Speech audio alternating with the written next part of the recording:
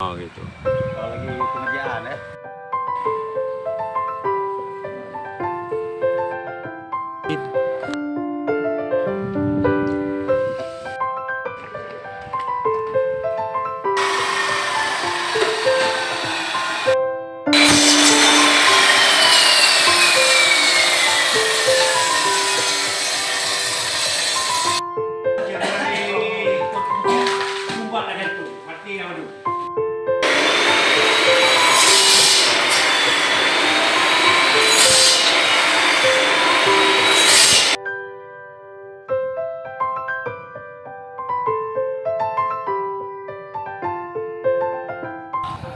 Penelitian hewan kurban dari beberapa pihak ya, itu termasuk dari pihak PD Perbuatan, dari pihak BUMN, pemerintah masyarakat, dan pihak Gempur.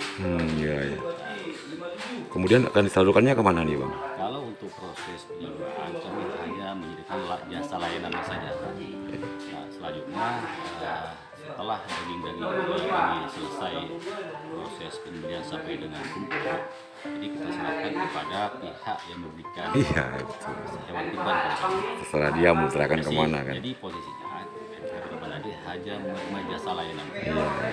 Nah, untuk pelaksanaan pemotongan kita dilakukan oleh teman-teman para juru sembelih halal yang profesional. Juleha Bang ya? Juleha.